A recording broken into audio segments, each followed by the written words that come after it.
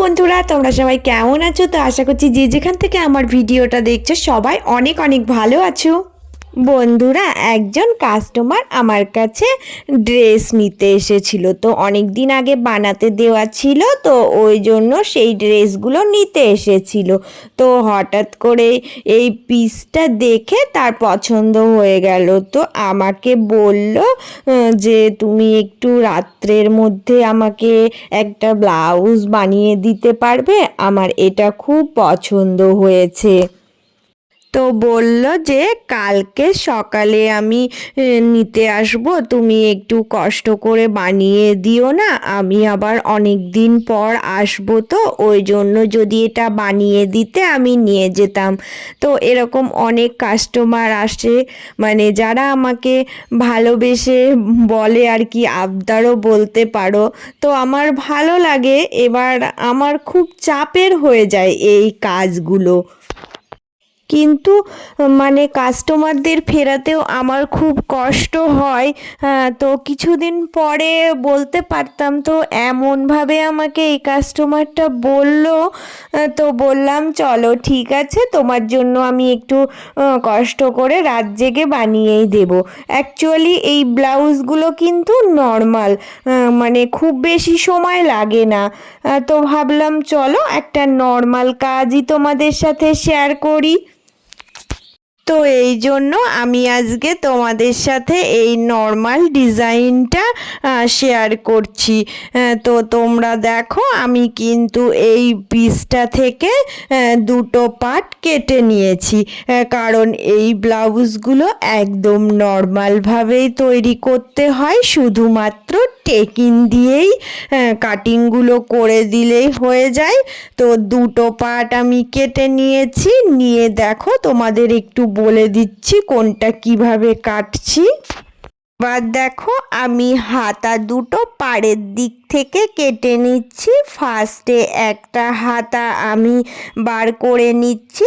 তো এটা কিন্তু এক গ্লাস হাতা হবে, একদম নর্মাল সিম্পল যে গ্লাস হাতা হয় ওই গ্লাস হাতাগুলো।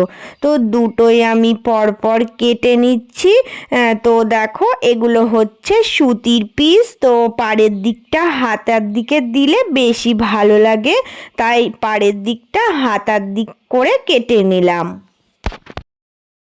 তো দেখো, সামনের পার্টটা আমি কিন্তু এই যে এই দিক থেকে আমি 3 পয়েন্ট করে, নিচের দিকটা 4 এরকম করে রাউন্ড শেপ করেছি, কারণ এই গলাটা বোট নেকের থেকে একটু নামবে, ওই জন্য রাউন্ড করে কেটে নিয়েছি। আর এটা সামনে হুক দেওয়া হবে। তো সবই আমি তোমাদের একটু বলে দিচ্ছি, একদম নর্মালভাবেই ব্লাউজটা তৈরি করব। আর পিঠটা দেখো, এয়ার হস্টেস পিঠ হবে। এইদিকে 3 কেটে নিয়েছি, আর এইদিকে কিন্তু 3.5 দাগ কেটেছি। তো এইভাবে এই দুটো মিলিয়ে এটাও রাউন্ড শেপ তৈরি করব। তো রাউন্ড শেপ তৈরি করে কেটে নেব, তাহলে কিন্তু এয়ার হস্টেস পিঠের মধ্যে থাকবে। তো দুটোই আমি এইভাবে করেই কেটে নিলাম। এবার দেখো, আমি কিন্তু এই রকম লম্বা করে পাইপিং বসিয়ে মানে গলা আর পিঠটা তৈরি করব বলে কেটে নিয়েছি। তো লাল কালারের পাইপিং কেটে নিয়েছি।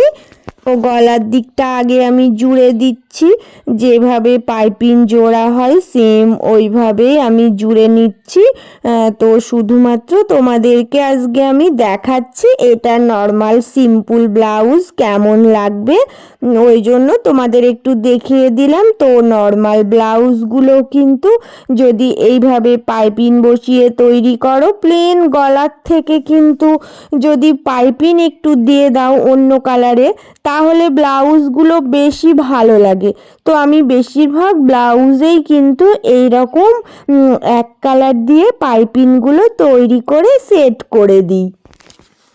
তো দেখো, আমি পিছনের পার্টটা রেডি করে নিয়েছি।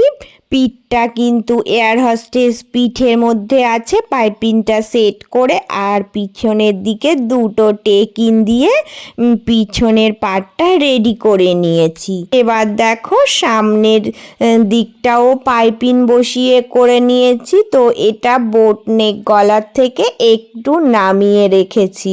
তো এবার কি করব, মিডিল বরাবর আমি একটা মানে কাটিং করে কেটে নেব। সোজা কাটিং দিয়ে নিলেই কিন্তু হয়ে যাবে।